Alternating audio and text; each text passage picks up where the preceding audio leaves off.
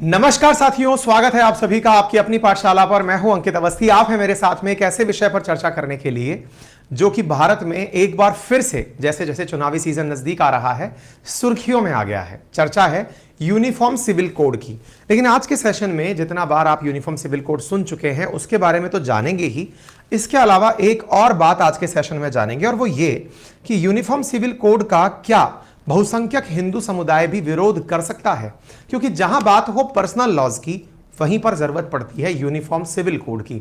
आप सभी को मालूम होना चाहिए कि भारत में हम जितने भी नागरिक रहते हैं वो सामान्यतः दो प्रकार के कानूनों से बंधे हुए हैं। एक है क्रिमिनल लॉ, जिसके अंदर आप किसी प्रकार का कोई जुर्म करते हैं तो उस लॉ के तहत आपको डील किया जाता है, और एक है पर्सनल लॉ जिन्हें आप सिविल लॉज के नाम से भी जानते हैं, जिसमें कि आप क्राइम के अलावा कोई और चीज, चाहे वो कर्ज कराधान से संबंधित काम हो या फिर पर्सनल राइट से संबंधित काम हो। और जब बात हो पर्सनल लॉज की तो वो कैटेगरी सिविल लॉज में जाकर के डलती है। तभी हम यूनिफॉर्म सिविल कोड की बात करते हैं, यानी देश के रहने वाले सभी नागरिकों के लिए जो उनके पर्सनल कानून है वो अलग अलग ना हो, वो एक जैसे हों। हाल ही में प्रधानमंत्री नरेंद्र मोदी द्वारा मध्य प्रदेश में दिए गए अपने एक भाषण में जिस बात का जिक्र किया गया, कहा गया कि एक परिवार के अंदर अगर कई लोग रहते हैं तो उन लोगों के लिए अलग अलग कानून नहीं होना चाहिए, इससे देश या परिवार अच्छे से नहीं चल सकता। तो फिर हमारे देश में रहने वाले हर नागरिक के लिए अलग कानून क्यों हो। इस बात को छेड़कर बीजेपी ने अपने 2019 के मैनिफेस्टो पर एक बार सब लोगों की नजरें फिर से टिकारी हैं।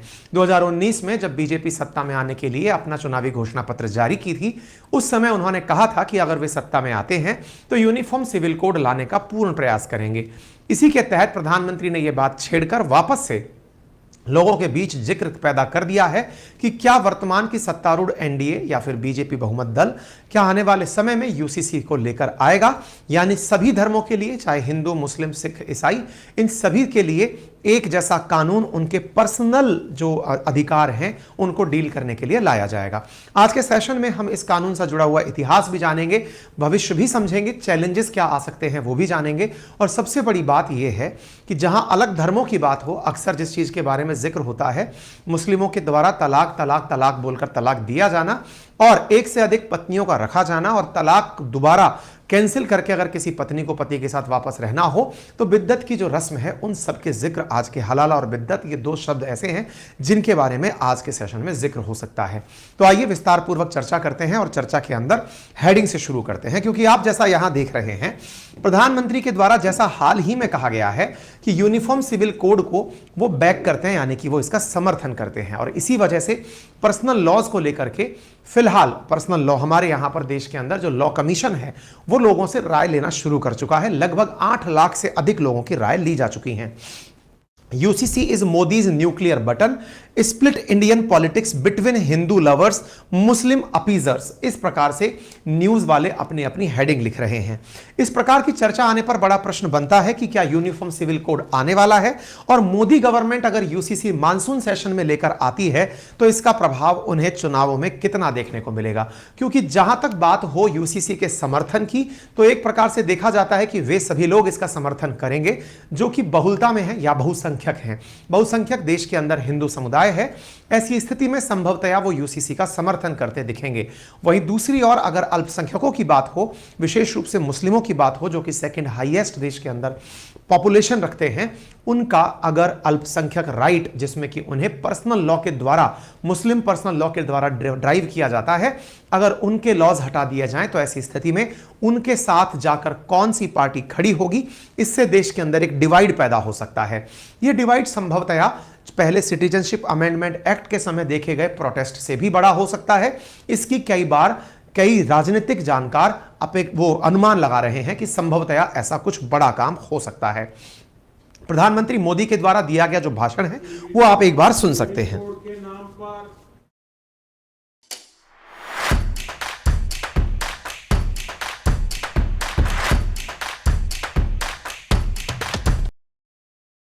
ऐसे लोगों को भड़काने का काम हो रहा है। आप मुझे बताइए प्रधानमंत्री अपनी बातों में जिस बात का बार बार जिक्र कर रहे हैं वो सुप्रीम कोर्ट है कि सुप्रीम कोर्ट कई बार ऐसा बोल चुका है। क्या वाकई में Supreme Court uniform civil code की वकालत करता है? तो जवाब है जी हां। सुप्रीम कोर्ट ने अब तक 4 बड़े ऐसे मामले हैं जहां पर इस बात को कहा है कि भारत के संविधान में ऑलरेडी आर्टिकल 44 में यह बात मेंशन है कि यूनिफॉर्म सिविल कोड लाया जाना चाहिए। तो जब हमारे डीपीएसपी देश के नीति निर्देशक तत्वों में यूसीसी मेंशन है तो सरकारें अभी तक इस विषय पर प्रयास क्यों नहीं कर रही हैं? ऐसा कहते हुए सुप्रीम कोर्ट ने 4 लैंडमार्क डिसीजंस में अपनी बात को रिअर्ट किया है और बार बार सरकार से कहा है कि आप जल्दी इस पर कानून बनाएं। प्रधानमंत्री सुप्रीम कोर्ट का इसीलिए बार बार रेफरेंस लेकर कह रहे हैं कि जब सुप्रीम कोर्ट कह चुका है तो पार्टीज जो वोट बैंक की राजनीति करती हैं या फिर वो मुस्लिमों के वोट के लिए अपने आप को प्रेजेंट करती हैं, वो देश की आजादी से लेकर अभी तक यूसीसी नहीं लेकर आए। लेकिन एक बड़ा सवाल आपके दिमाग में उठता है और वो सवाल ये है कि सर क्या वाकई में देश की आजादी के समय संविधान सभा के द्वारा यूसीसी के बारे में विचार नहीं किया गया था क्या? जब हमारे देश में दुनिया का सबसे बड़ा लिखित संविधान लिखा जा रहा था, क्या उस समय के राजनेताओं या संविधान सभा में बैठे हुए जो सांसद थे, क्या उन्हें एक बार के लिए भी यह एहसास नहीं हुआ कि आने वाले समय में हमें सभी धर्मों के लिए एक जैसा कानून बनाना होगा? आंसर है हुआ था, लेकिन उसके बावजूद भी यूसीसी उस समय नहीं आया। इसका बड़ा कारण था तत्कालीन सरकार इस बात से, क्योंकि देश तत्काल रूप से तब विभक्त हुआ ही था, बटा ही था। तो ऐसी स्थिति में धर्म के आधार पर भविष्य में कोई और भी डिस्प्यूट क्रिएट हो, शायद सरकार उससे बचना चाहती होगी। इसी को ध्यान में रखते हुए मुस्लिमों को भड़काने की बात पर यूसीसी में प्रधानमंत्री का कहना है कि जो लोग मुस्लिमों के तुष्टीकरण का यानी कि मुस्लिमों के हितों की बात करके उनके जो गलत काम है उनके ऊपर पर्दा डालने का जो लोग प्रयास कर रहे हैं वो केवल वोट बैंक की राजनीति कर रहे हैं। असल मायने में अगर ये लोग वाकई में, ये लोग से मतलब जो वोट बैंक की राजनीति करते हैं या मुस्लिमों के लिए मुस्लिम तुष्टीकरण का कार्य करते हैं, तुष्टीकरण का अर्थ हुआ कि कमियों को नजरअंदाज करके उनका साथ लेकर चलना। जैसे प्रधानमंत्री के मत अनुसार मुस्लिम समाज की बहुत सी माताएं बहनें ऐसी हैं जिन्हें तलाक के प्रोसीजर से जब गुजरना होता है या हलाला या बिद्दत जैसी जो रस्में हैं इनसे गुजरना होता है तो उन्हें बहुत सी पीड़ा सहन करनी होती है। वहीं मुस्लिम पुरुष के द्वारा एक से अधिक शादी करके महिलाओं के साथ समानता का अधिकार नहीं देखा जाता। तो निश्चित ही ये महिलाओं के लिए, विशेष रूप से मुस्लिम महिलाओं के लिए प्रताड़ना जैसा है। ऐसी स्थिति में उन्हें ध्यान में रखते हुए क्यों नहीं समाज को आगे बढ़ाया जाए? प्रधानमंत्री ने इस प्रकार से तर्क दिया।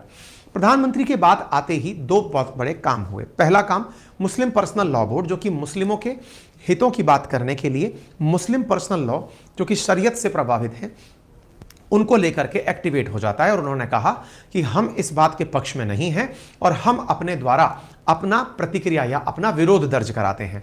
वहीं दूसरी तरफ लॉ कमीशन की प्रतिक्रिया आई और उन्होंने कहा कि इस विषय पर अब हम अभी तक 8.5 से ज़्यादा लोगों के 8.5 लाख से ज़्यादा लोगों के हम लोग रेस्पॉन्स ले चुके हैं, यानी कि उन लोगों से उनकी राय जान चुके हैं कि वो लोग यूनिफॉर्म सिविल कोड के बारे में क्या मानते हैं और क्या चाहते हैं। जैसा मैंने आपसे कहा कि देश में देश के नागरिक 2 प्रकार के कानूनों से ड्रिवन होते हैं, एक क्रिमिनल लॉ है और एक सिविल लॉ है। और सिविल लॉ का सीधा सा अर्थ क्या है?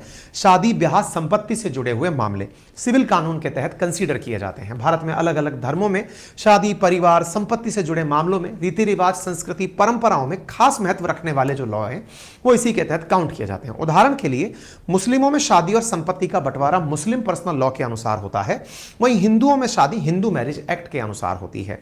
इसी तरह ईसाई और सिखों के लिए भी अलग अलग पर्सनल लॉ हैं, यानी क्राइम करोगे तो एक ही कोड के द्वारा, आईपीसी के द्वारा ट्रीटमेंट मिलेगा, लेकिन शादी करोगे, संपत्ति का बंटवारा करोगे तो सबके अपने अपने धर्म के अनुसार कानून है। यूनिफॉर्म सिविल कोड आने से जो पर्सनल यानी कि सिविल कोड है वो भी देशवासियों के लिए एक जैसे हो जाएंगे।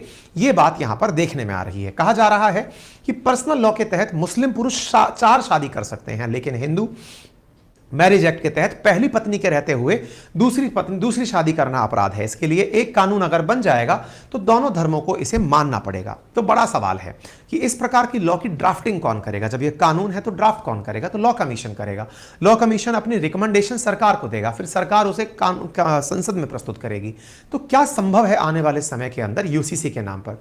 तो संभावनाएं व्यक्त की जा रही हैं कि 10 प्रकार के चैप्टर यूसीसी में हो सकते हैं, जिसमें पहला शादी की उम्र को लेकर नियम हो सकते हैं, तलाक के आधार पर जुड़े नियम हो सकते हैं, तलाक से जुड़े प्रोसीजर हो सकते हैं, मेंटेनेंस तय करने का आधार तय हो सकता है, मेंटेनेंस देने की प्रोसीजर तय हो सकती है, गोद लेने का आधार तय हो सकता है, गोद लेने का प्रोसीजर तय हो सकता है, उत्तराधिकारी और विरासत से जुड़े नियम, पति पत्नियों की संख्या और परिवार नियोजन से जुड़े मुद्दे शामिल किए जा सकते हैं। बड़ा सवाल, देश में सबसे पहले इसकी मांग कब उठी? तो देखिए 1835 में ब्रिटिश सरकार ने एक रिपोर्ट प्रस्तुत की थी और उन्होंने कहा था कि क्राइम, एविडेंस और कॉन्ट्रैक्ट को लेकर देश में एक कानून हो सकता है और एक कानून बना भी। इसी के बाद आईपीसी भी आई, लेकिन हिंदू और मुस्लिमों के लिए पर्सनल लॉज को अंग्रेजों द्वारा अलग रखा गया। 1941 में बीएन राव की अध्यक्षता में एक कमेटी बैठी जिसमें हिंदुओं के लिए एक कॉमन सिविल कोड को बनाने की बात कही गई। आजादी के बाद 1948 में पहली बार संविधान सभा के सामने हिंदू कोड बिल पेश किया गया। यह तथ्यात्मक जानकारी है, आपको यह जानकारी होनी चाहिए कि हिंदुओं के लिए हिंदू कोड बिल रखा गया था।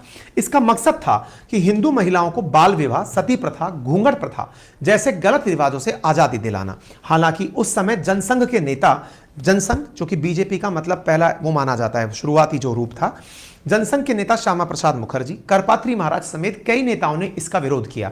उस वक्त इस पर कोई फैसला नहीं लिया जा सका। 10 अगस्त 1951 को जब डॉक्टर भीमराव अंबेडकर जी के द्वारा नेहरू पर पत्र लिखकर दबाव बनाया गया तो उसमें नेहरू जी इस बात को लेकर तैयार हुए। हालांकि राजेंद्र प्रसाद जी, जो कि उस समय पार्टी के राजेंद्र प्रसाद जी काफी एक्टिव भी रहे पार्टी के अंदर, और उनके साथ साथ काफी सारे जो सांसद हैं वो इसके विरोध में उतर आए। आखिरकार नेहरू जी को झुकना पड़ा और 1955 और 56 में नेहरू जी ने इस कानून को 4 छोटे छोटे हिस्सों में बांटकर संसद में पास कराया, जिनमें पहला था Hindu marriage act 1955, Hindu succession यानी उत्तराधिकारी से जुड़ा हुआ नियम 1956, Hindu adoption and maintenance act 1956 और Hindu minority and guardianship act 1956। जब यह एक्ट 4 भागों में बंट करके आया तो फिर एक मांग उठने लगी, और मांग ये कि हिंदुओं के लिए तो आपने हिंदू कोड पास कर ही दिया, लेकिन केवल हिंदू महिलाओं के लिए ही क्यों, अन्य धर्मों के लिए क्यों नहीं? इसी को लेकर के फिर दिमाग में जिज्ञासा बनी कि अन्य धर्म के लोग किस लॉ से ड्रिवन होते हैं। तो साथियों, हिंदू, जैन और बौद्ध हिंदू विवाह अधिनियम 1955 और हिंदू उत्तराधिकारी अधिनियम 1956 से ड्राइव होते हैं, लेकिन मुस्लिम पर्सनल लॉ 1937 से ड्राइव होते हैं। वहीं ईसाई विवाह अधिनियम 1872 से, पारसी विवाह अधिनियम और इसी प्रकार से सिख आनंद विवाह अधिनियम 2012 से ड्राइव होते हैं। तो सुप्रीम कोर्ट क्या कहता है? सुप्रीम कोर्ट कहता है कि भारत के संविधान में जो नीति निर्देशक तत्व लिखे गए हैं, आर्टिकल 44 में जिक्र किया गया है कि देश में यूनिफॉर्म सिविल कोड होना चाहिए, तो उसका इंप्लीमेंटेशन क्यों नहीं? सुप्रीम कोर्ट क्या यूं ही बोलने लग जाता है? नहीं। सुप्रीम कोर्ट के सामने जब कोई केस जाता है तो सुप्रीम कोर्ट उस पर अपनी राय रखता है। सुप्रीम कोर्ट के सामने प्रमुख एक मुद्दा गया जिसका नाम है शाहबानो प्रकरण 1985। शाहबानो प्रकरण, जिसकी वजह से कांग्रेस और काफी ज्यादा उस समय यह मामला, क्योंकि उस समय राजीव गांधी जी की सरकार हुआ करती थी, शाहबानो केस में सुप्रीम कोर्ट के फैसले को पलटा गया था। फैसले को पलटने से देश में काफी ज्यादा विवाद हुआ था। राजीव गांधी जी द्वारा उस समय पर काफी ऐसे डिसीजन लिए गए जिसका दूरगामी परिणाम अच्छा नहीं रहा। हालांकि सुप्रीम कोर्ट ने इस विषय में कहा कि संविधान का अनुच्छेद 44 एक मृत अक्षर बनकर रह गया है, डेड लेटर, उसके ऊपर कोई काम ही नहीं कर रहा है। सुप्रीम कोर्ट ने कहा कि समान नागरिक संहिता बनाई जाए। इसी प्रकार सरला मुदगल केस 1995 आया, जिसमें संविधान के अंदर यह बात का जिक्र किया गया कि क्यों ना सरकार के द्वारा इस केस में भी सिविल कोड की बात की गई, यूसीसी की बात की गई। ऐसे ही जॉन बलवंत केस 2003 और शायरा बानो केस 2017, इन सभी में सुप्रीम कोर्ट ने कॉमन सिविल कोड के ऊपर जोर दिया था। हालांकि जब इतना ज्यादा सुप्रीम कोर्ट एक्टिवली काम करने लगी तो लोगों को लगा कि सुप्रीम कोर्ट को ही बोल देते हैं कि आप ही डायरेक्शन दे दो कोर्ट को, मतलब संसद को, कि वो कानून जल्दी से बनाए। ऐसी स्थिति में लोगों ने पिटीशन सुप्रीम कोर्ट में ही डाल दी कि सर जी आप ही कह दीजिए। तो सुप्रीम कोर्ट ने कहा कि कानून बनाने का जो अधिकार है वो संसद के पास है, इसलिए इस पिटीशन की सुनवाई का कोई अधिकार नहीं है। यह हाल ही का जुड़ा मामला है। लोगों ने इसे इस प्रकार से इंटरप्रेटेट किया कि सुप्रीम कोर्ट ने यूसीसी की मांग से किनारा कर लिया है, जबकि सुप्रीम कोर्ट ने कहा कानून बनाने का काम हमारा नहीं है, इंप्लीमेंट करवाना, उसमें कोई चीज से देश का नुकसान ना हो उसका ध्यान रखना हमारा कार्य है। ठीक है, तो इसका विरोध इतना ज्यादा होता क्यों है? तो सबसे पहली बात, मुस्लिमों को अपने पर्सनल लॉज पसंद है, ठीक बात है, लेकिन उन्हें इस बात के लिए भी बैकिंग कौन देता है कि हां आपको अपने पर्सनल लॉ प्रोटेक्ट करने चाहिए? तो इसका आंसर है अनुच्छेद 25, जो कि भारत के संविधान में दिया गया मूल अधिकार है। अनुच्छेद 25 देश में धार्मिक स्वतंत्रता का अधिकार देता है। इसके अंतर्गत जो भी धर्म के लोग देश में निवास करते हैं वो अपने धर्म को मानने के लिए, कि वो उसे कैसे मानते हैं, क्या फॉलो करते हैं,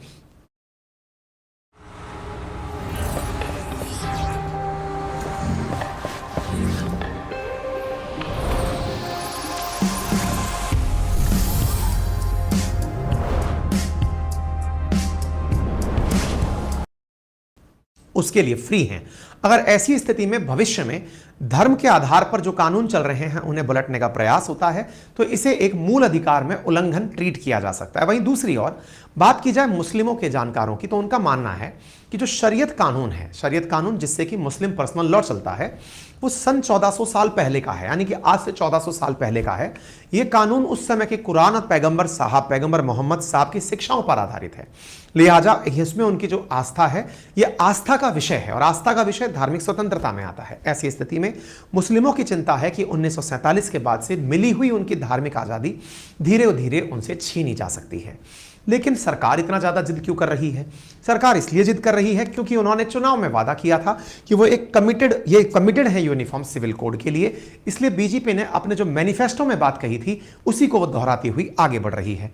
क्या सरकार इस चीज के लिए तैयार है? क्योंकि आज से पहले अगर आपने ये वाला पॉइंट गौर किया हो जिसमें सरकार ने सिटीजनशिप अमेंडमेंट बिल की बात भी की थी, तो सिटीजनशिप अमेंडमेंट बिल की जो बात थी उस पर देश में बड़ा विरोध हुआ था। तो ऐसी स्थिति में क्या यूसीसी आने पर भी देश में विरोध होगा? सरकार इसकी टेस्टिंग कर चुकी है। बीजेपी के ही एक सांसद हैं जिनका नाम है राज्यसभा के अंदर किरोड़ी लाल मीणा, उन्होंने प्राइवेट मेंबर बिल पेश करके यूसीसी की राज्यसभा के अंदर मांग की थी। उस समय उन्होंने देखा कि मार्केट में कहीं भी किसी प्रकार का कोई विरोध नहीं हुआ, संभवतः यह भी एक प्रयास हो सकता है। By the way, private member bill क्या होता है? दो प्रकार के संसद में बिल पेश किए जाते हैं, एक होता है गवर्नमेंट बिल और एक होता है प्राइवेट मेंबर बिल।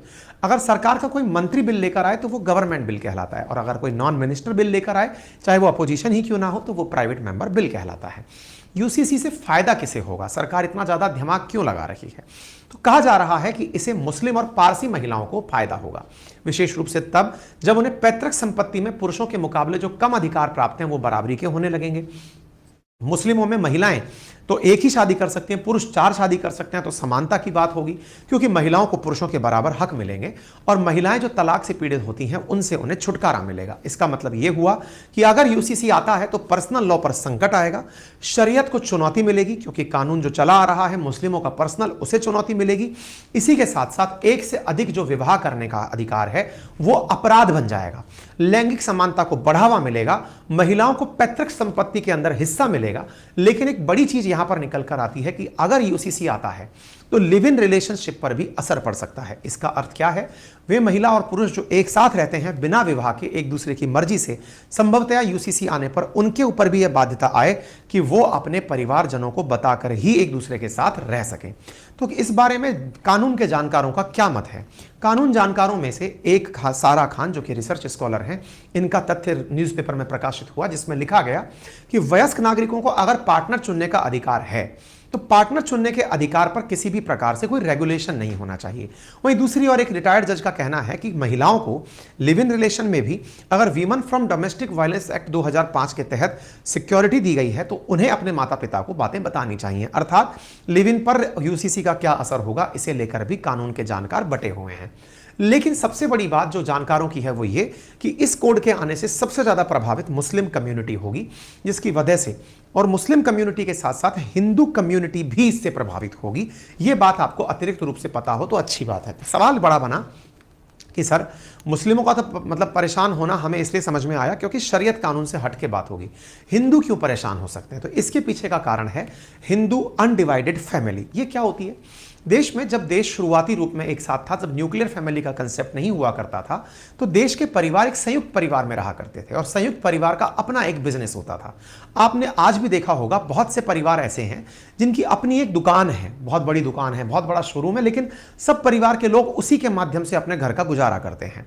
ऐसे परिवार की इनकम को हिंदू अनडिवाइडेड फैमिली में काउंट किया जाता है, जिसमें उस परिवार के मुखिया के अलावा जितने भी अन्य लोग हैं उनकी आय को भी उसमें शामिल किया जाता है, जिसकी वजह से उनके ऊपर टैक्सेशन में राहत मिलती है। अगर यूसीसी आता है तो एचयूएफ खत्म होने का खतरा मंडराता है। सुप्रीम कोर्ट के वकील और संविधान के जानकार विराग गुप्ता का कमेंट काफी ज्यादा प्रकाशित हुआ है, जिसमें उनका कहना है कि संभवतः आने वाले समय में एचयूएफ को चुनौती मिल सकती है यूसीसी के आने से। वहीं दूसरी ओर स्पेशल मैरिज एक्ट 1954 को भी चुनौती मिल सकती है। क्यों? जब हिंदू महिला किसी अन्य धर्म के पुरुष के साथ शादी करे तो उसके लिए कानून है, लेकिन जब सबके लिए पर्सनल लॉ हो जाएंगे, पर्सनल लॉ खत्म होकर यूसीसी हो जाएंगे, तो फिर स्पेशल मैरिज एक्ट क्या करेगा? इसलिए दूसरी चुनौती इसे मिल सकती है। तीसरी चीज जो यहां पर आती है और वो क्या है कि आने वाले समय में जनजातियों को बड़ा नुकसान हो सकता है। ऐसा क्यों? क्योंकि केवल मुस्लिमों में ही एक से ज्यादा शादी का रिवाज नहीं है। देश के बहुत सारे आदिवासी ऐसे हैं जहां पर एक से अधिक शादियों का प्रचलन है।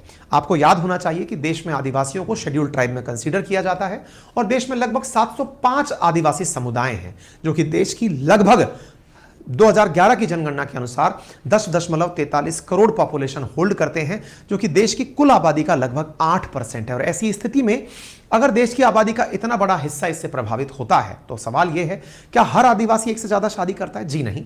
देश में बहुत से ऐसे क्षेत्र हैं जहां आदिवासियों की पॉपुलेशन ज्यादा है और वहां पर इस प्रकार के रीति रिवाज चलते हैं। उनमें से एक उदाहरण मेघालय का है, जिसमें हाल ही में 86% एसटी है। आप देखें, अरुणाचल प्रदेश, मणिपुर, नागालैंड, त्रिपुरा, मिजोरम, या बड़ी संख्या के अंदर आदिवासी रहते हैं। और आपको यही कारण पता हो कि यूसीसी में जहां पर मेघालय, जहां पर कॉनराड संगमा की सरकार है, जो कि एनडीए का अलायंस है, बीजेपी का साथ ही संगठन है, उसके द्वारा भी यूसीसी का हाल ही में विरोध किया गया है। उन्होंने कहा है कि वो यूसीसी में सरकार के साथ नहीं है, क्योंकि अगर यूसीसी आया तो वो फिर आदिवासियों पर भी नुकसान डालेगा और आदिवासियों की यहां पर संख्या बहुमत में है। ऐसी स्थिति के अंदर यूसीसी का विरोध भी हो सकता है। सबसे इंपॉर्टेंट बात, और कौन लोग विरोध कर सकते हैं? तो ऐसी स्थिति में संभव है कि जब पर्सनल लॉज एक जैसे बनेंगे तो बहुत सारी चीजों की डिक्टेशन हो सकती है, जिसमें कि दक्षिण भारत के हिंदू परिवारों में भी दिक्कतें आ सकती हैं। और वो कैसे? क्योंकि दक्षिण भारत में ऐसा देखा गया है कि वहां पर बड़ी संख्या में लोग अपने रिलेटिव से ही शादी करते हैं, जो बहुत नियरेस्ट हैं, वो हिंदू परिवारों में। 2015-16 के सरकारी आंकड़ों के मुताबिक तमिलनाडु में 10.5% महिलाएं अपने पिता की साइड के फर्स्ट कजिन से शादी करती हैं। वहीं 13.2% महिलाएं अपनी मां की साइड के फर्स्ट कजिन से शादी करती हैं और 3.5% महिलाएं अपने अंकल से शादी करती हैं। ये दक्षिण भारत के अंदर, तमिलनाडु के अंदर प्रिवेल काम है। और अगर ऐसा होता है तो संभव है कि यूसीसी आने पर ये सारी चीजें भी कोडिफाई हो जाएं कि विवाह किससे और कैसे किया जा सकता है। तो अगर ऐसा हुआ तो आने वाले समय के अंदर संभव है इस वजह से भी हिंदुओं में भी और विशेष रूप से दक्षिण भारत में भी इसका विरोध दर्ज किया जाए। अगर ऐसी बातें होती हैं तो आने वाले समय में सरकार इसी वजह से लॉ कमीशन के माध्यम से जनता की राय जानने का प्रयास कर रही है कि लोग इस विषय पर क्या सोचते हैं। क्योंकि यूसीसी अगर आता है तो शादी की न्यूनतम उम्र का तय होना तय है, शादी के बाद महिलाओं के अधिकार क्या होंगे, तलाक के कानून क्या होंगे, महिलाओं के भरण पोषण के लिए क्या अधिकार होंगे और फिर बच्चा गोद लेने को लेकर क्या रीति रिवाज होंगे। संभवतया इन सभी पर फैसले संभव हैं। क्या कोई राज्य ऐसा है जो इस पर काम कर रहा है? गुजरात काम कर रहा है, उत्तराखंड काम कर रहा है, गोवा तो आजादी के साथ से ही यूसीसी को मानता चला आ रहा है। फिर एक दिमाग बड़ा बनता है कि सर एक बात बताइए, केंद्र सरकार कह रही है हम यूसीसी लाएंगे, हम यूसीसी लाएंगे, तो विभिन्न राज्य जो लेकर आ रहे हैं ये कैसे पॉसिबल है? राज्य क्या अपनी ढपनी अपना राग गा रहे हैं क्या? ऐसा नहीं है। देश के अंदर पर्सनल लॉज कंकरेंट यानी समवर्ती सूची का हिस्सा हैं और समवर्ती सूची के विषयों पर राज्य भी कानून बना सकते हैं और केंद्र भी कानून बना सकता है। हां, लेकिन अगर केंद्र का कानून बन जाए तो फिर कानून जो है वो पूरे देश में केंद्र का ही लागू होता है। इसीलिए देश में विभिन्न राज्य मिलकर के अपने अपने लेवल पर यूसीसी के लिए कानून बना रहे हैं। अब बड़ा सवाल यह है कि देश के अंदर राजनीतिक पार्टियों का स्टैंड क्या है। तो ऐसी स्थिति में यूसीसी को लेकर आम आदमी पार्टी यूसीसी के समर्थन में है। उनका कहना है कि अगर सब लोगों से राय ली जाए, समर्थन बनता है तो हम इसके समर्थन में हैं। ठीक उसी प्रकार से शिवसेना भी ये कहती है कि हम यूसीसी के समर्थन में हैं, लेकिन सबसे पहले सभी की बातें सुना जाना जरूरी है। इसी के साथ साथ फिर यूसीसी के विरोध में कौन है? तो NCP, AIMIM, Congress, DMK, Shiromani Akali Dal, इन सबका अपना अपना मत है और उनका कहना है कि इन सब विषयों पर पूर्ण सहमति होना जरूरी है, तब जाकर के इस प्रकार के कानून में परिवर्तन किए जाएं। जैसा मैंने आप सभी से कहा कि आज की ताजा खबर है और वो खबर ये है कि हाल ही में मणिपुर जो है, जो कि एनडीए का नॉर्थ ईस्ट अलाई है, मेघालय के द्वारा हाल ही में कहा गया है कि वो यूसीसी में सरकार का समर्थन नहीं करेगा। इसी प्रकार से कश्मीर के अंदर फारूक अब्दुल्ला जी के द्वारा भी इस विषय के ऊपर अपना विरोध दर्ज कराया गया है। हालांकि कल यानी कि 3 जुलाई को पार्लियामेंट का एक पैनल यूसीसी पर विचार करने के लिए बैठने वाला है, यानी कि सरकार संभवतया मानसून सत्र के अंदर इस विषय पर कोई ना कोई जिक्र जरूर लोगों के सामने रख सकती है। देखने वाला होगा कि आगे होता है क्या। चलिए फिलहाल के लिए इतना ही। अगर आप इसको समझ पाए हैं तो जल्दी से अपने सभी साथियों के साथ साझा करें और हां, अगर आप चैनल पर